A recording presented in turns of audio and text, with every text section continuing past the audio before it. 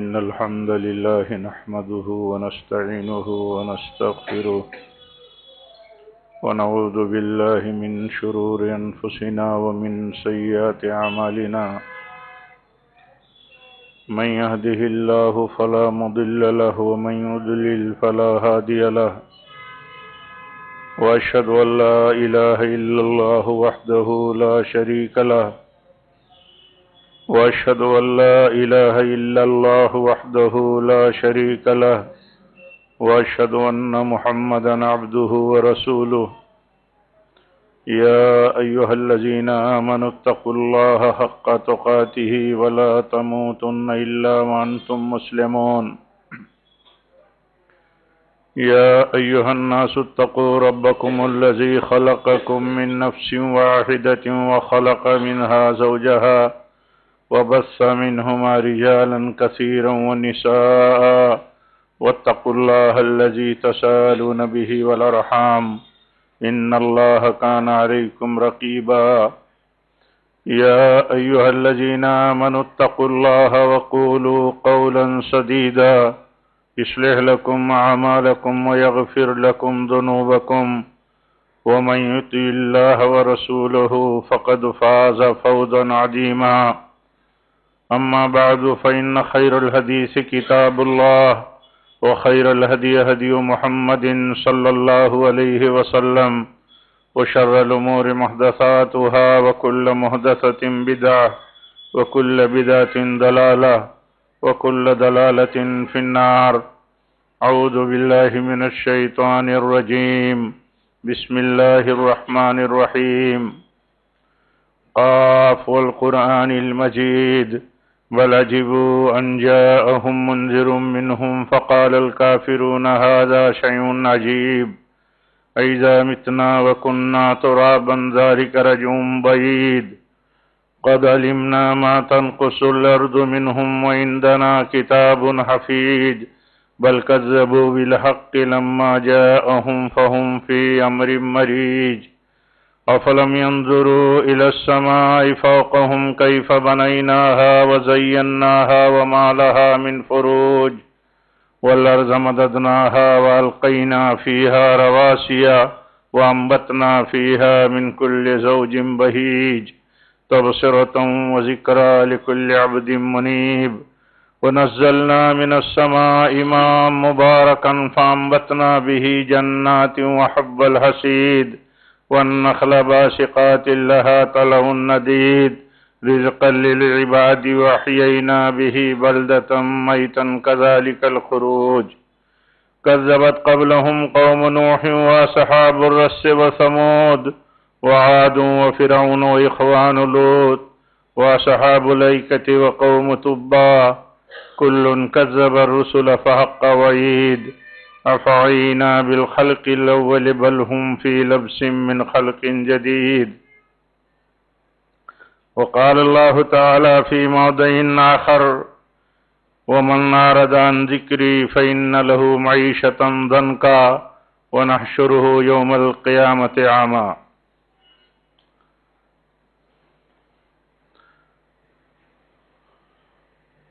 معزز دینی بھائیوں، بزرگوں، عزیزوں، اسلامی ماں اور بہنوں،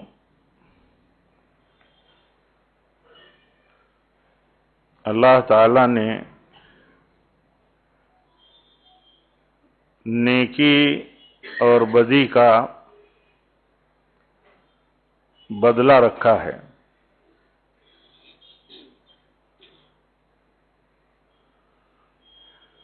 نیکی کا بدلہ اور بدی کا بدلہ دنیا میں بھی اللہ تعالیٰ دیتا ہے. جس کے بارے میں جس کے لیے چاہتا ہے. اور آخرت تو بدلے کی جگہ اصل ہی ہے.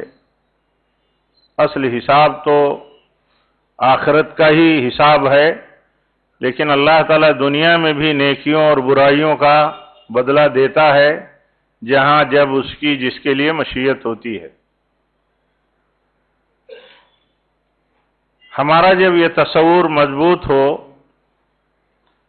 کہ ہمیں برائیوں کا انجام جھیلنا پڑے گا، جھیلنا پڑ سکتا ہے، برائیوں کا نتیجہ جھیلنا پڑ سکتا ہے، برائیوں کی سزا مل سکتی ہے، یہ اللہ کا قانون ہے۔ کبھی کبھی انفرادی طور پر یہ ہوتا ہے، کبھی کبھی اجتماعی طور پر بھی ہوتا ہے، لیکن اللہ کا قانون ہے یہ، جہاں اس کی مشیت ہوتی ہے وہاں اس کا فیصلہ آتا ہے۔ ہم اللہ کی کتاب پر، نبی صلی اللہ علیہ وسلم کی سنتوں پر، کتاب و سنت کی تعلیمات پر ایمان رکھنے والے لوگ ہیں۔ ہمارا یہ ایمان اگر مضبوط ہو کہ گناہوں کا انجام، گناہوں کا رزلٹ، گناہوں کے اثرات ہمیں بھگتنا پڑ سکتے ہیں، وہ بتایا ہے اللہ اور اس کے رسول نے، تو ہم چوکنا رہتے ہیں۔ ہمیں ہر آدمی دیکھے، ہمارے بھائی چھوٹے بڑے دیکھیں، ہماری مائیں بہنیں بیٹیاں دیکھیں کہ کیا ہمارے دل میں یہ تصور رہتا ہے کہ یہ گناہ ہم کریں گے تو اس کو بھگتنا پڑے گا، اگر اللہ نے معاف نہیں کیا تو بھگتنا پڑے گا۔ اور اگر یہ تصور مضبوط ہو کہ گناہ کا انجام ہے اور بھگتنا پڑ سکتا ہے دنیا میں بھی، تو آدمی چوکنا رہے گا۔ اللہ کے نبی صلی اللہ علیہ وسلم فرماتے ہیں کہ مومن جب غلطی کرتا ہے، گناہ کرتا ہے، تو اس کے دل پر ایک کالا دھبا پڑتا ہے، ایک کالا دھبا پڑ جاتا ہے اس کے دل پر۔ اگر وہ توبہ کر لیتا ہے، گناہ چھوڑ دیتا ہے، استغفار کر لیتا ہے، تو اللہ تعالیٰ پھر اسی طرح اس کے دل کو صاف کر دیتا ہے، وہ دھبا مٹا دیتا ہے۔ لیکن اگر وہ رجوع کرنے کے بجائے، گناہ چھوڑنے کے بجائے، استغفار کرنے کے بجائے مسلسل گناہ کرتا رہتا ہے، تو وہ دھبا بڑھ کر کے پورے دل پر چھا جاتا ہے، پورے دل کو کالا کر دیتا ہے۔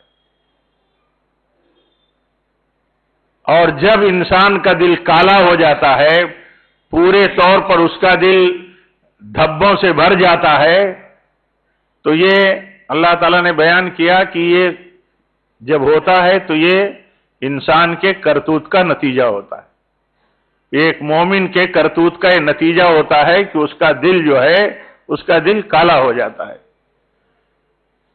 جب دل کالا ہو گیا، اور اس کو اس طرح سمجھ لیں کہ جب مہر لگ گئی تو بہت مشکل ہوتا ہے انسان کا پلٹ کر کے آنا، وہ کرتا رہتا ہے، کوئی پرواہ نہیں کرتا۔ اسے جب یہ پرواہ نہ ہو کہ گناہ کا انجام بہت برا ہے، وہ بھگتنا پڑ سکتا ہے اگر اللہ نے معاف نہیں کیا، تو انسان گناہ چھوڑتا نہیں ہے، گناہ کرتا رہتا ہے، گناہ کرتا رہتا ہے۔ اور گناہ کرتے کرتے جب اس کا دل پورا سیاہ ہو جاتا ہے تو اس مرحلے میں چلا جاتا ہے کہ عام طور پر وہ لوٹ کر کے آتا نہیں۔ آپ اپنے سماج میں دیکھیے، اپنوں ہی میں دیکھیے، اپنی کمی دیکھیے، اپنے ارد گرد، اپنے گھر، رشتہ دار، بال بچے، ہم ایک دوسرے سے جو جڑے ہیں انہیں میں دیکھیے، کچھ جرم اور کچھ غلطیاں ایسی ہیں جو انسان برابر کرتا رہتا ہے، بلکہ اس میں وہ بڑھتا رہتا ہے، اس کا جرم بڑھتا رہتا ہے، اس کا ظلم بڑھتا رہتا ہے، زیادتی بڑھتی رہتی ہے، وہ کمی نہیں اس کے اندر پیدا ہوتی۔ اور اس کی وجہ یہی ہے کہ غلطی کرتا ہے کوئی پرواہ نہیں، غلطی کرتا ہے توبہ نہیں کرتا، غلطی کیا چھوڑتا نہیں۔ کیوں ایسا ہوتا ہے؟ مطلب ہم لوگ سوچیں کہ کیوں ایسا ہوتا ہے؟ ایسا اس لیے ہوتا ہے کہ انسان یہ نہیں دیکھتا کہ اس غلطی پر، ایک مسلمان اور مومن یہ نہیں دیکھتا کہ اس غلطی پر جو بھگتان بھگتنا پڑے گا وہ بہت برا ہو سکتا ہے۔ اسی لیے اللہ کے نبی صلی اللہ علیہ وسلم نے اس طرح سمجھایا کہ دیکھو، غلطی کر کے سرکشی مت کرو، غلطی سے انسان بچ نہیں سکتا، کہیں نہ کہیں اس سے غلطی ہو جاتی ہے، لیکن سرکشی نہیں ہونی چاہیے، عدوان نہیں ہونی چاہیے، آدمی کی ڈھٹائی نہیں ہونی چاہیے کہ غلطی کرے کوئی پرواہ نہ ہو، اللہ سے بھی حیا نہ ہو، اللہ کے بندوں سے بھی حیا نہ ہو، اس طرح آدمی نیچے اتر گیا ہو تو پھر اسے کیا رہ جاتا ہے؟ آج دیکھیے کتنا ہم جوجھ رہے ہیں، آپ جوجھ رہے ہیں سماج میں۔ عام طور پر اس کی وجہ یہی ہے کہ انسان اس بات کو سوچتا ہی نہیں ہے کہ اس کے گناہوں کا کچھ انجام بھی ہے۔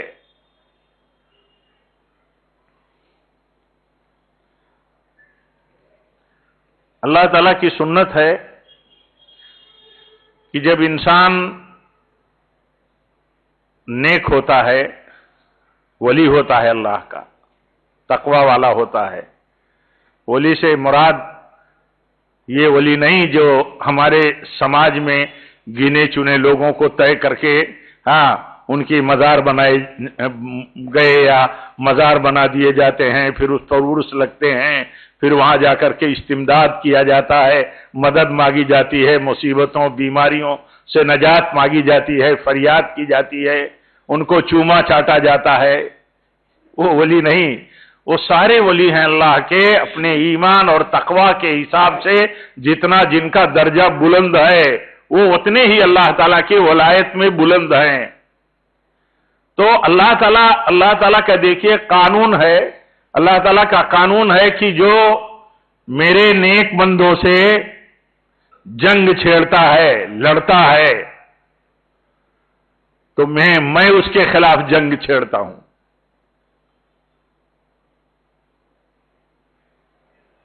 یہاں بھی یہ سبق ہے کہ اللہ والوں سے، نیک لوگوں سے لڑنا یہ بہت خطرناک ہے۔ آدمی دنیا میں لڑتا رہتا ہے،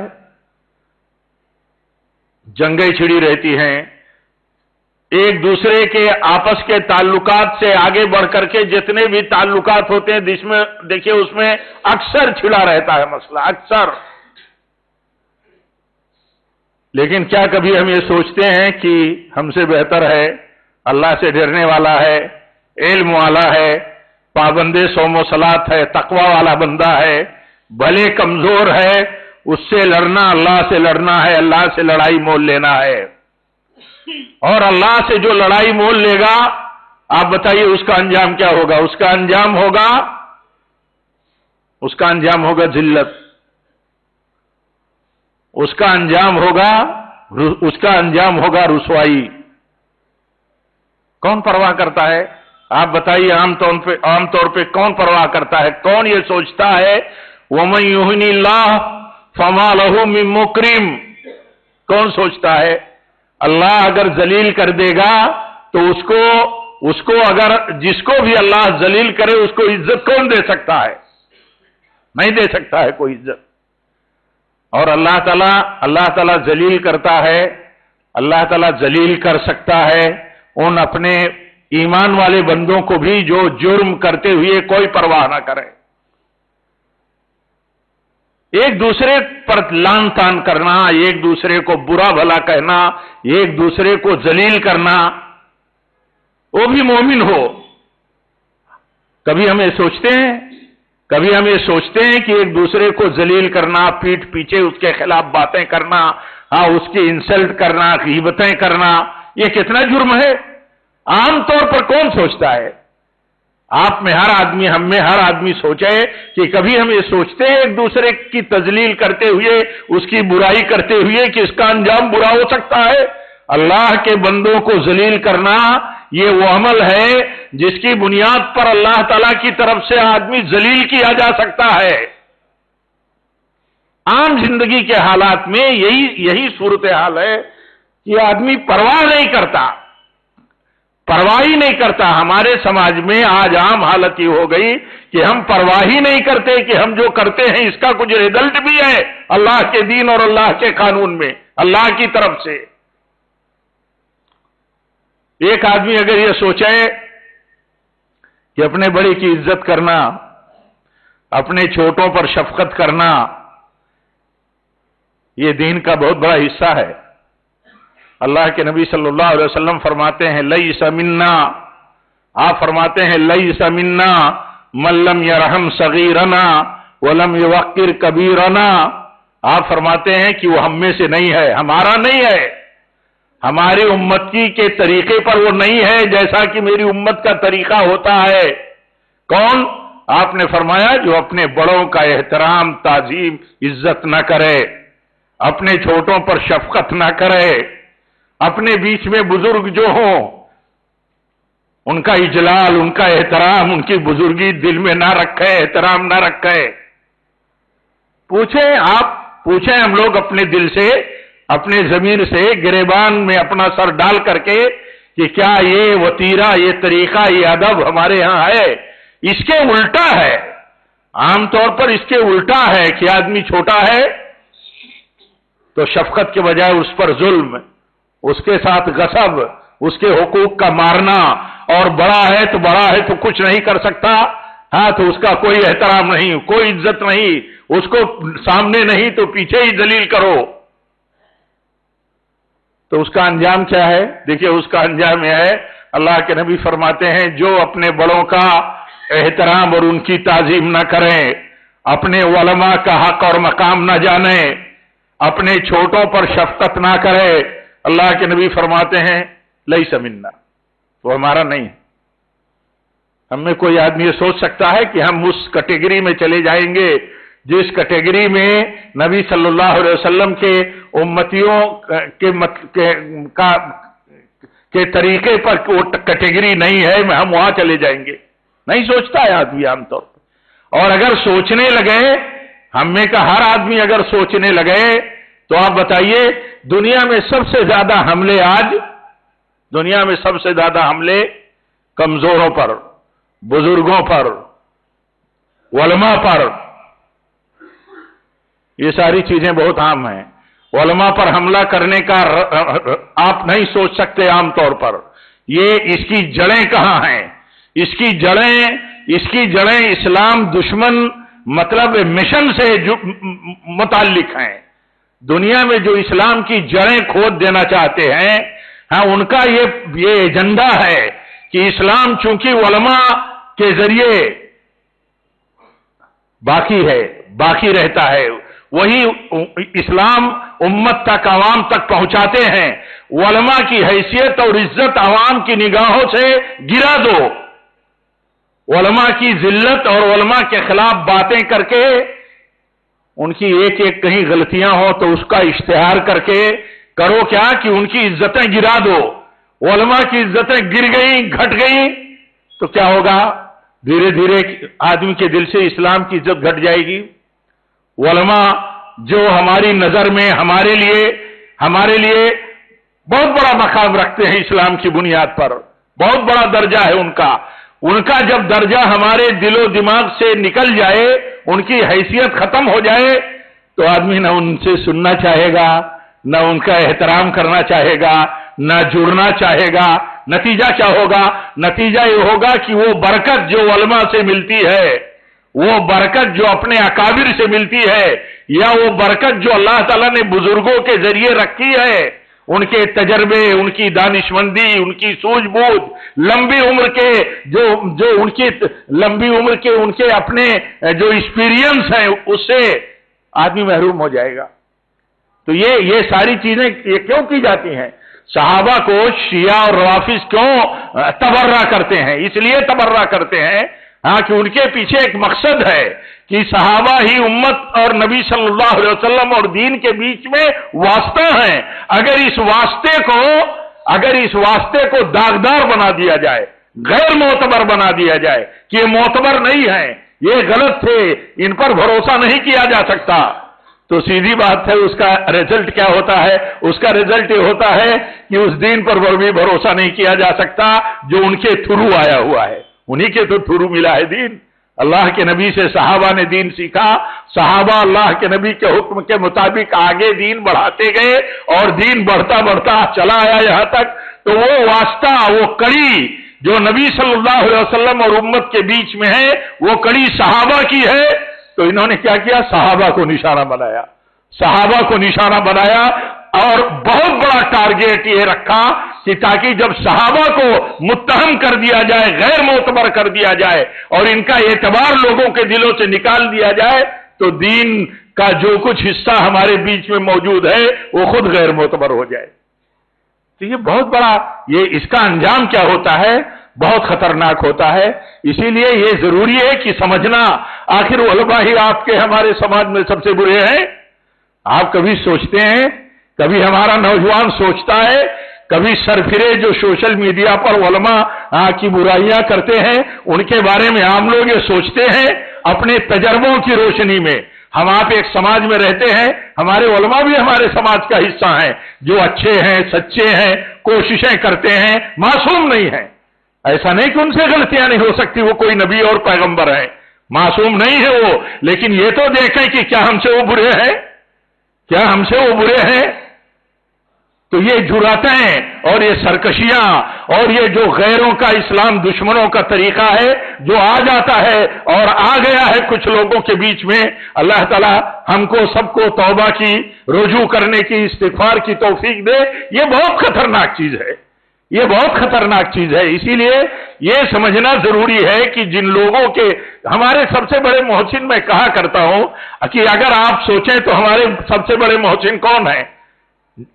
ہمارے سب سے بڑے محسن وہ ہیں جن سے ہم ایمان سیکھتے ہیں، دین سیکھتے ہیں، عقیدہ سیکھتے ہیں، نبی کا طریقہ سیکھتے ہیں، سلف کا طریقہ اور ان کا منہج اور عقیدہ سیکھتے ہیں، وہ سب سے بڑے محسن ہیں۔ ایک آدمی ہمارا بھائی ہماری مدد کر دیتا ہے، مالی اس کی ذمہ داری ہے، اس کو اللہ تعالیٰ اجر دیتا ہے، وہ مال خرچ کر کے ہماری دنیاوی بہت سی ضرورتوں کو پوری کرتے ہیں، مدد کرتے ہیں دنیا کے بہت سارے مسائل میں، بیماری ہے، شادی ہے، دوسرے اخراجات ہیں، تعلیم کے مسئلے ہیں، بہت بہت مبارک بات ہے۔ لیکن آپ یہ دیکھیے کہ ایک شخص مال والا ہے اور ایک شخص علم والا ہے، وہ آپ کو مال نہیں دے سکتا۔ اگر وہ آپ کو مال نہیں دے سکتا، آپ کو عقیدہ سکھاتا ہے، آپ کو دین سکھاتا ہے، آپ کو شریعت کی تعلیمات اور سلف اور صحابہ کا طریقہ سکھاتا ہے، وہ آپ کے ایمان کی حفاظت کرتا ہے، آپ کے عقیدے کی حفاظت کرتا ہے۔ ایک آدمی مال خرچ کر کے ہماری دنیا کی ضرورتوں کو پوری کرتا ہے اور ہمارے مسائل کی مشکلات کی حفاظت کرتا ہے۔ دونوں بہت بڑے کام ہیں، لیکن دونوں میں سب سے بڑا احسان کون ہے؟ ایک آدمی مر گیا، ایک آدمی مر گیا، اگر اس کا عقیدہ اور ایمان صحیح نہیں تھا، دنیاوی حیثیت اس کی اچھی تھی، چاہے اپنے بل پہ، چاہے اپنے بھائیوں، اپنے رشتہ داروں کی مدد کے بل پہ، لیکن مر گیا وہ اور دین اور عقیدہ اس کا صحیح نہیں تھا، تو آپ بتائیے اس کا انجام کیا ہوگا؟ دنیا کی ساری مدد حاصل کرنے کے بعد، احسان پانے کے بعد، اچھی زندگی جینے کے بعد بھی اس کا انجام خراب ہو گیا، کیونکہ بدعقیدگی پر مر گیا، شرک پر مر گیا۔ لیکن اگر وہی علماء سے جڑا رہا، دین ایمان عقیدہ سیکھتا رہا، مسلک اور سچے دین کا علم حاصل کر کے اس کی پیروی کرتا رہا، گناہگار رہا لیکن صحیح عقیدے پر مر گیا، اس کے اوپر ہمیشہ ہمیش کے لیے جہنم حرام ہے، جنت واجب ہے اس کے لیے۔ یہ کس کی برکت سے ہوتا ہے؟ یہ کس کی برکت سے ہوتا ہے؟ کبھی سوچتے ہیں ہم؟ کم سوچتے ہیں ہم۔ یہ سماج کے بے علم اور بے علم لوگ یا کم علم لوگ یا لاپرواہ لوگ، مغفل ٹائپ کے لوگ جو اس حقیقت کو نہیں سمجھتے، وہ ہمارے نوجوانوں کو سوشل میڈیا سے جڑے ہوئے ایک بہت بڑے طبقے کو الجھاتے رہتے ہیں۔ بہت بڑی سازش ہے اس کے پیچھے، شاید وہ بھی نہ سمجھتے ہو کہ عوام اور امت محمدیہ کے اندر علماء کا اعتبار گرا دینا، یہ دین کا اعتبار اور دین سے رشتہ توڑنے والا کام ہے۔ دین سے توڑنا ہو، دین سے رشتہ ختم کرنا ہو تو کیسے کہیں گے کہ تم دین سے رشتہ توڑ لو؟ انہیں توڑنا ہوگا علماء کو، اس کڑی کو۔ اسی لیے آپ دیکھیں گے کہ ہمیشہ وہ ٹارگیٹ ہوتے ہیں دشمنوں کے جو سچے علماء ہیں، سچے علماء۔ اور وہ ٹارگیٹ کیسے پورا کرتے ہیں، کیسے حاصل کرتے ہیں؟ ان کے دنیا کے بڑے ہتھ کنڈے ہیں، الگ الگ ہتھ کنڈے ہیں۔ اللہ تعالیٰ کی تدبیریں بہت عظیم ہیں، اور اس کی تدبیروں کو کوئی کاٹ نہیں سکتا. نہیں تو دنیا میں سب سے بڑا ٹارگیٹ علماء ہے، اور ان کو نشانہ بنانے کے لیے دیکھیے کہاں کہاں سے کام ہو رہا ہے، کیسی چالیں چلی جا رہی ہیں. یہ بہت بڑی چال ہے، کبھی بھی اس کا شکار نہیں ہونا چاہیے. ہمارے سامنے ٹھیک ہے ہم سے بڑے بڑے علماء ہیں، ان کے ہاں بھی کمیاں ہیں، ان کے ہاں بھی کوتاہیاں ہیں. ہم سے وہ آدمی بیان کرتا ہے ہاں جس کا دینی، سماجی، اخلاقی کوئی بیک گراؤنڈ عام طور پر نہیں ہوتا، ان کی برائی بیان کرتا ہے. ہمارے لیے اس سے بڑا ہتھیار کیا ہے کہ ارے بھائی ہم سے بڑے علماء ہیں، ہمارے علماء ہیں، ہم سے تو بہتر ہیں. آدمی کی ساری سازش، سارے غبارے کی ہوا نکل جاتی ہے. کیسے نکل جاتی ہے؟ جب ہم یہ کہہ دے کہ کیا ہم سے وہ برے ہیں. تو یہ ہمارا طریقہ ہے. بات میں کہاں سے کہاں نکل گئی. میں عرض یہ کر رہا تھا کہ دیکھیے گناہوں کے انجام اور اس کی خطرناکی پر ہمیشہ فکر مند رہنا چاہیے. اگر ہم فکر مند ہو جائیں کہ یہ گناہ ہے اور اس کا انجام برا ہو سکتا ہے، یہ گناہ ہے اس کا انجام برا ہو سکتا ہے، تو آدمی چوکنا رہے گا. ایک لفظ بولے گا تو دیکھے گا کہ یہ کہیں ہمارے لیے خطرناک نہ بن جائے. کبھی کبھی ایک جملہ آدمی بولتا ہے، کوئی پرواہ نہیں کرتا، اس کو یاد بھی نہیں رہتا بعد میں، اور اس کی بربادی اعمال کا سامان بن جاتا ہے. کبھی ہم ہی اپنی زندگی میں دیکھتے ہیں کہ ایک آدمی ہمارے تعلق سے ایسا کچھ بول دیا ہوتا ہے، لکھ دیا کرتا ہے، ہاں ہمارے اپنے رشتوں میں، دوستوں میں، اپنے سرکل میں، کہ آدمی زندگی بھر نہیں بھلا پاتا. کیوں نہیں بھلا پاتا؟ وہ سوچ نہیں پاتا ہے کہ ایسی بات آدمی کہہ دے گا. آپ کو حیرت ہوگی، کچھ دنوں پہلے کی بات ہے کہ ایک آدمی کہنے لگا کہ میں نے سنا ہے کہ مولوی عبدالسلام جمعہ بھی نہیں پڑھتے. اب بتائیے دنیا میں کہنے والے کیسے کیسے لوگ ہوتے ہیں. ہم تو جمعہ میں خطبہ سننے کے لیے ترستے ہیں کہ کچھ لوگوں کو سنیں جن کو سننے کی خواہش ہوتی ہے، اور آدمی کہہ دیتا ہے اپنے سرکل میں کہ میں نے سنا ہے کہ وہ جمعہ بھی نہیں کبھی کبھی پڑھتے. تو دنیا میں بولنے والے کس انداز کے ہوتے ہیں، کس معیار کے ہوتے ہیں، ان کو اس کی پرواہ نہیں ہوتی. وہ جیسے سوچتے نہیں کہ بولتا ہوں تو اس کا انجام کیا ہو سکتا ہے. اللہ کے نبی صلی اللہ علیہ وسلم چھوٹی چھوٹی باتوں پر اپنے گھر میں، اپنے اہل و عیال میں، اپنے صحابہ پر نظر رکھتے تھے، ٹوکتے تھے، تربیت کرتے رہتے تھے، تنبیہ کرتے رہتے تھے کہ چھوٹی چھوٹی باتوں کو بھی معمولی مت سمجھو. چھوٹی چھوٹی نیکیوں کو جیسے معمولی مت سمجھو، ایسے چھوٹی چھوٹی غلطیوں کو بھی معمولی مت سمجھو. غلطیوں کا خمیازہ بہت خطرناک ہوتا ہے، بھگتنا پڑ سکتا ہے کبھی. آپ سوچئے ہماری دینی ماں بہنوں کے لیے برابر یہ سبق ملتا رہتا ہے، یاد دلایا جاتا رہتا ہے. نئی بات تو کچھ ہے نہیں ہمارے آپ کے پاس، اور ہمارے پاس جو چیز ہے وہی اصل ہے، اور وہی ہمارے لیے ہدایت اور رہنمائی کی اصل ہے. اللہ کے نبی صلی اللہ علیہ وسلم اپنی بیوی سے کہتے ہیں، اپنی بیوی جو امت میں، عورتوں میں، ساری امت میں ماں کا درجہ رکھتی ہے، بہت بڑا درجہ ہے جن کا، ام المومنین عائشہ رضی اللہ تعالیٰ عنہ. اپنی سوتن کو انہوں نے ناٹی کہہ دیا، ناٹی. تو آپ نے فرمایا کہ تمہاری بات یہ اتنی خطرناک ہے، اتنی خطرناک. تنزن کسی کو ناٹا کیا وہ اللہ نے کیا، کسی کو لمبا بڑھا دیا اللہ تعالیٰ کا فیصلہ ہے. بندے کا ہمارا آپ کا کوئی دخل ہے؟ ہم میں کوئی خوبصورت ہے، کوئی خوبصورت نہیں ہے، ہمارا آپ کا کوئی دخل ہے؟ ہماری بناوٹ، ہماری تخلیق میں اور آپ کی تخلیق میں فرق ہے. آپ خوبصورت ہیں، وہ خوبصورتی ہمیں اللہ نے نہیں دی، لیکن نہ آپ کا دخل ہے آپ کی خوبصورتی میں، نہ ہماری کم خوبصورتی میں ہمارا کوئی دخل ہے، کوئی دخل نہیں ہے. لیکن ہم تانا دیں، آپ تانا دیں अपने से कम खूबसूरत या बदसूरत आपको नजर आता है अपना भाई, तो आप सोचिए ये गोया कि अल्लाह के हिकमत और फैसले पर तंज करना है, अल्लाह के हिकमत और फैसले पर अंगुष्ठ नुमाई करना है। ये बात छोटी नहीं है। कहने के लिए तो बहुत आसान है, किसी को काला कलूटा तंजन कह दिया, किसी को लंगड़ा कह दिया तंजन। कभी आदमी के अंदर जिस्मानी तौर पर कोई चीज होती है और वो पहचान बन जाती है, तो ऐब नहीं वो है, कोई पहचान बन गई। कोई हमारा भाई काला कलर का है, उसे कहते कहते लोग कल्लू कहने लगे, तो कल्लू कहते वक्त उसको तंज और उसे गाली नहीं लगती है, लेकिन किसी को गाली देते अंदाज में गालियतन तंजन अगर ऐसा कहा जाए, हाँ, तो आप देखिए वो कितना उसके दिल पर लगने वाली बात हो जाती है। अल्लाह के नबी को जब पता चला, ऐसे ही और एक वाकया है, तो अल्लाह के नबी को जब पता चला तो आपने फरमाया कि अल्लाह से डरो, अल्लाह से डरो।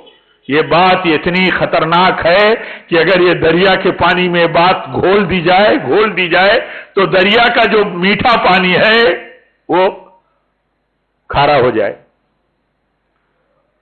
मीठा पानी का दरिया, मीठे पानी का दरिया, मीठे पानी की नदी वो खारीपन में बदल जाए वो पानी, ये इतनी खतरनाक बात, यानी अंजाम है, बात का अंजाम है। देखिए आप हम अपनी जिंदगी में कैसे हम याद रखते हैं अपने रिश्तेदारों के तंज को, अपने दोस्तों के तंज को, उनकी गालियों को, उनकी बदजबानियों को कैसे हम याद रखते हैं, या हमारी कमियों को हमारा भाई, हमारा रिश्तेदार कैसे याद रखता है, कैसे याद रख सकता है।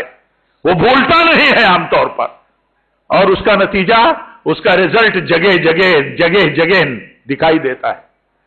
तो अल्लाह ताला ने फरमाया कि ये जो है, ये एक दूसरे को रुसवा करना और ये समझना कि दूसरे को रुसवा करने का आदत बनी हुई हो, आदत आदमी का एक तरह से हैबिट जिसको कहते हैं, क्यों बनी रहती है? आप बताइए हमारी हैबिट क्यों बनी रहती है? हम बैठते हैं तब हम अपने मौलवियों को और अपने सर्कल के दोस्तों को हम उनकी बुराई करते रहते हैं। क्यों बनी रहती है और बढ़ती रहती है? क्यों बढ़ती रहती है? वही हदीस में जो आता है कि इंसान जब गलती करता है और उस गलती पर उसके दिल पर धब्बा और नुक्ता पड़ता है और फिर वो रुजू कर लेता है, छोड़ देता है, इस्तिगफार कर लेता है, तो अल्लाह ताला फिर उसके दिल को साफ सुथरा और वैसे ही कर देता है जैसे पहले था, बेदाग था ऐसे बेदाग बना देता है। लेकिन अगर वो गलती करता रहता है, बढ़ता रहता है गलतियों में, तो वो दाग अल्लाह ताला नुक्ता बढ़ाता रहता है, यहां तक कि पूरा दिल सियाह हो जाता है। तो ये नसीहत है, मैं अपने लिए और आप सबके लिए बहुत अहम समझता हूं कि देखिए गलतियों पर उसके अंजाम का एहसास जिंदा रखना चाहिए। वो एहसास अगर जिंदा रहेगा तो हम बहुत ज्यादा गलतियों से बचने वाले हो जाएंगे, अल्लाह ताला बचाएगा हमको। लेकिन अगर हम ऐसा नहीं करेंगे तो नतीजा वही है, हाँ, जिसमें हम जीते हैं, जिसको हम रात दिन देखते हैं। अल्लाह के नबी सल्लल्लाहु अलैहि वसल्लम देखिए फरमाते हैं कि जब इंसान गलती करता है तो उस गलती का दाग पड़ता है दिल पर। ये बात याद रखिए, एक बात याद रखिए कि वो धब्बा काला जो पड़ता है, हाँ, वो बढ़ता रहता है अगर हम गलती से तौबा नहीं करते, छोड़ते नहीं। और भी देखिए बहुत सारी चीजें हैं, अल्लाह ताला नेमतें भी छीनता है, नेमतें छीनता है अल्लाह। नेमतें कैसे छीनता है हम में कौन नहीं जानता। अल्लाह ताला ने आदम को पैदा किया, उनसे उनकी बीवी हव्वा को पैदा किया और जन्नत में बसा दिया। कहां बसा दिया? जन्नत में। हम सब जानते हैं, हर मर्द औरत इस मसले को जानता है, मुसलमान है तो कम से कम जानता ही है। और हुक्म दे दिया, कहा कि इस जन्नत में जहां चाहो, जो चाहो, जैसे चाहो रहो, शौक से रहो, शान से रहो, इज्जत से रहो, اپنی خواہش کے مطابق رہو، جو دل کہے وہ کھاؤ پیو، لیکن ایک درخت کے بارے میں اللہ تعالیٰ نے فرمایا کہ اس درخت کے قریب مت جانا۔ دیکھیے شیطان نے بہکا دیا تو ہوا کیا؟ جنت سے اللہ تعالیٰ نے نکال دیا۔ کیا سبق ہے؟ انسان جب غلطی کرتا ہے تو اس کے لیے خطرہ ہے، اس کے لیے خطرہ ہے کہ وہ اللہ تعالیٰ کی وہ نعمتیں جو اللہ تعالیٰ نے دے رکھی ہیں اسے چھین لے۔ ہم آدم کی اولاد ہیں، آدم کا یہ قصہ قرآن میں بار بار ذکر ہوا ہے، بار بار ہم سنتے ہیں، دہرایا جاتا رہتا ہے۔ سبق اس میں کیا ہے؟ سبق یہ ہے کہ اللہ تعالیٰ اپنی دی ہوئی نعمت کو چھین سکتا ہے، چھین لے گا اگر اس کی نافرمانی ہوگی۔ اور دنیا میں سب سے بڑی نعمت ایمان کے بعد امن کی نعمت ہے، امن کی امن عافیت، پیس کی۔ اگر کہیں پیس اور امن سے محروم ہیں، مسلمان محروم ہیں، تو کم سے کم یہ تو دیکھنا چاہیے کہ زندگی میں ہمارے گھر میں، ہمارے سماج میں کہیں اللہ تعالیٰ کی نافرمانیوں کا سلسلہ تو نہیں ہے کہ اللہ تعالیٰ ہم سے امن اور اپنی عافیت اٹھا رکھا ہے۔ نہیں دیکھتا ہے آدمی، گھر میں جھگڑے، بھائیوں میں جھگڑے، پارٹنروں میں جھگڑے، پڑوس سے جھگڑے، ہر چھوٹے بڑے کے جھگڑے، ہر ایک دوست کے دوسرے دوست سے جھگڑے، رات دن سسٹموں میں بیٹھے ہوئے لوگ سسٹموں میں جھگڑے، اداروں میں جھگڑے، کہاں جھگڑے نہیں؟ یہ سارے جھگڑے کیوں ہیں؟ یہ سارے جھگڑے اس لیے ہیں کہ اللہ تعالیٰ کی طرف سے مسلط کر دیے جاتے ہیں۔ جو صحبت اور جو ساتھ کا خیر اور اس کی برکت ہوتی ہے اس کو اللہ تعالیٰ اٹھا لیتا ہے۔